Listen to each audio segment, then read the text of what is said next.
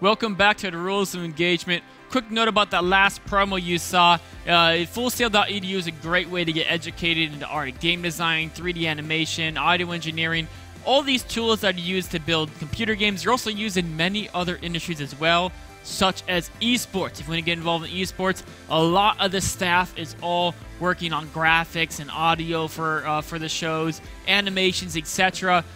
Most of our people who work in that department actually come from Full Sail. So if you want to get involved in that type of a thing, both in game production, is of course where most of the jobs are at, but also there's a couple of those people working in the esports field as well. www.fullsail.edu/MLG to get more information about how to further your education. Another thing I want to talk to you guys briefly about is an opportunity.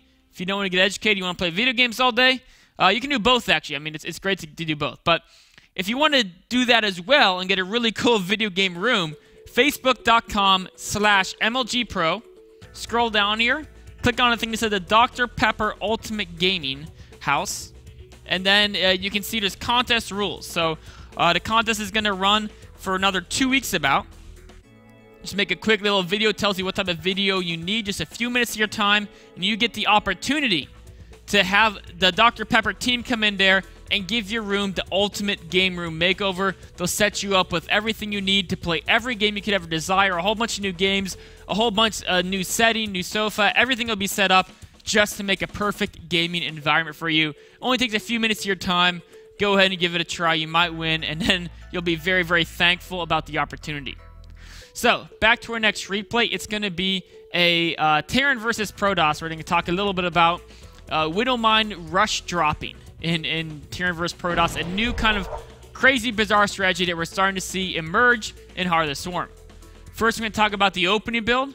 Then we're going to talk about how you can execute the drop to do it in the most efficient way possible, get the most damage done, and try to get the most units out of there as well. Then talk about potential follow-ups to this build. So ways you can, after you do the Widowmine drop, different ways you can go from there. So let's jump into replay and first talk about the actual build itself.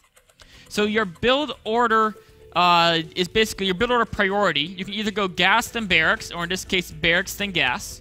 Of course, even if you want to get the gas a little earlier than needed, it's a little bit on the late end.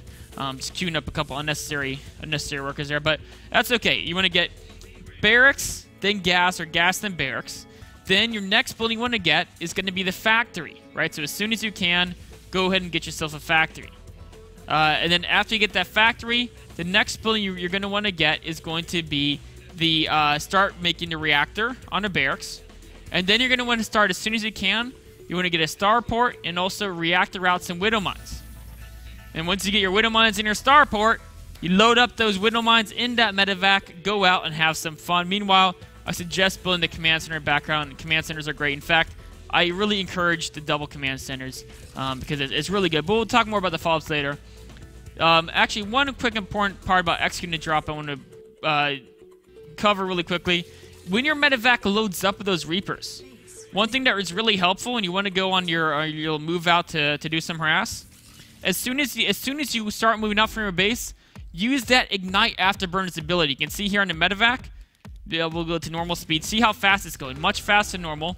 That's because it's used the Ignite Afterburners ability. There's no reason not to do that when you first leave your base, because you will have the cooldown back up when you get to your opponent's base, even if you use it, right? The cooldown is pretty quick. You can still use it when you get to their base. In fact, the cooldown is already done. He probably could have actually used it twice. Now we're going to talk about executing the drop. So once you get into the opponent's base, you want to go look for their workers, right? And one key thing is, well, let's see how he plays it out here. The way to drop your widow mines, if you want to drop widow mines while that medevac is moving, let me back this up a hair. Oops, that was like 5 hairs. Sorry, guys. All right. Now, here's the medevac. So, if you want to drop the guys while it's moving, you grab the medevac, you hit the drop hotkey command, you click on your own medevac, and then it'll drop the widow mines as the medevac moves. And then as they drop, you just burrow them all. And then look at that. Boom, boom, boom, boom, boom. All their probes are gone. He's already killed 17 probes with just those widow mines, right? He's got 4 kills, 5 kills, and there we go, and 7 kills, right? So that's already 16 worker kills with just the widow mines. Now he's going to try to get out of here, load him up. He should use the Ignite Afterburn's ability. Try to scoot him out of there. Unfortunately, gets caught off by the Stalkers. And, you know, he still actually gets more damage done because he can unload the Widow Mines, try to work him in the next base, continue to do damage, but he've already done enough to put him significantly ahead. Now, one thing I want to talk to you about is, let's say, what if your opponent is really fast and they move their workers? What can you do to do damage if they can just run the workers away from your drop? Because Widow Mines aren't, they're fast, they're very fast, they're not quite as fast as Hellions, they can't run down workers super well. So the first thing is you don't use your Ignite Afterburner's ability this soon into the drop, right? You want to have some cooldown on it so you can get in and get out fairly easily. Then as soon as you hit their base, where are they going to run their workers, right? Wherever they run them to, let's say they run them to the right. Oops, sorry, brought up the wrong thing there. Let's say they run them to the right over here, right? Your medevac follows their workers wherever they go. So if their workers run this way, your medevac can come at a diagonal and can cut them off here. And that's the great thing about the medevac, right? Let's say you were doing a Hellion drop in Wings of Liberty. You drop the Hellions, their workers run over here. Your Hellions can't go like that, right?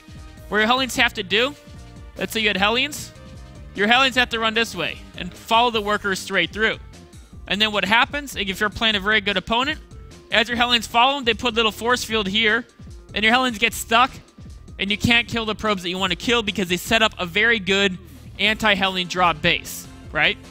But you know what? Let's say you do that with the Widow Mines. They put down the force field right here. What you do is you save the Ignite Afterburner's ability until you really need it, and your medevac can just pick up. So your Widow Mines are like right here and right here. Your medevac is going to be, we'll put a little triangle guy. He can come over. These guys can get picked up, follow the probes, drop the Widow Mines right in front of those probes, and you're going to kill them no matter where they run because the medevac is much faster than probes are when it's got the Ignite Afterburner's ability. So you can drop one Widow Mine behind the probes, bury it the one, send it a little bit ahead of them, they'll have nowhere to run. One of those Widow Mines is going to get massive, massive kills when they try to run away.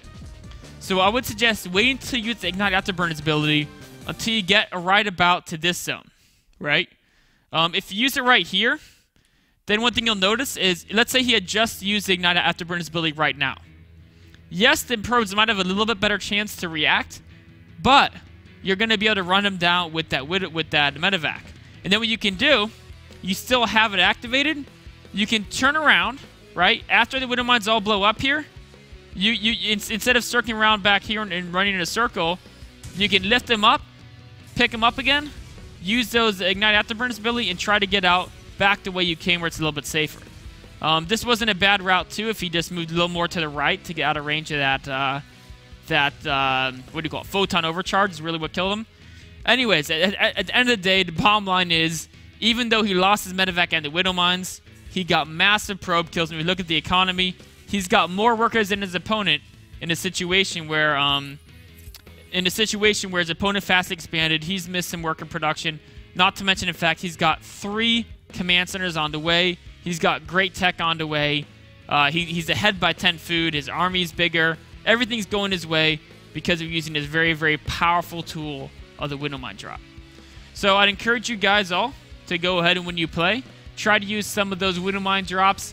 You can do it like he did it off one base. If you streamline the build a little more, get the gas faster, get some Widow Mine production before you start the starport, etc., you'll find you can actually get the build.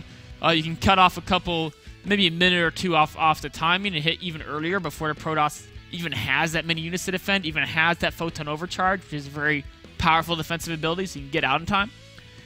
Or you can even take a fast expansion. Go command center first, then go to Widow Mine drop, right? There's so many ways to play it. You can do it in the mid, early, late game. The medevacs and the Widow Mines are both useful throughout the game as well.